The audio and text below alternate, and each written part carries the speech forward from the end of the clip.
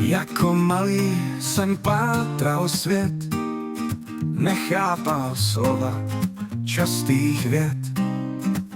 Hádal hloubku u naší studny a svět, že končí už za homy. Potom měl školní učebnice, těch vědomostí vnímal více.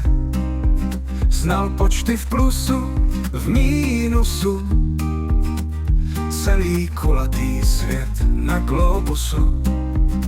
Učil se pilně, hlava to chtěla, věděla to, co dříve nevěděla. Vím, že jsem mohl být inženýr, ale já žongloval s rýmy na papír. Díky talentu k tomu mému daru skládám písně z tóny na kytaru. Pak z dědictví v rodném domku se doprovázím i na helikonku. Skládám, píšu, zpívám své hity, někdy i pro populární celebrity. Mívám své věrné posluchače, často z rozhlasového přijímače. Zpívám rád, hlavně mě to baví, jsem mistrem slova bez únavy. Když si přijdete na mé koncerty, pobavím písní i pojtou na žerty.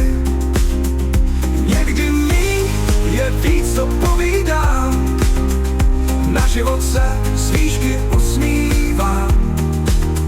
Zdravím můj posluchačský klan, děkuji všem, mějte se stále fajn.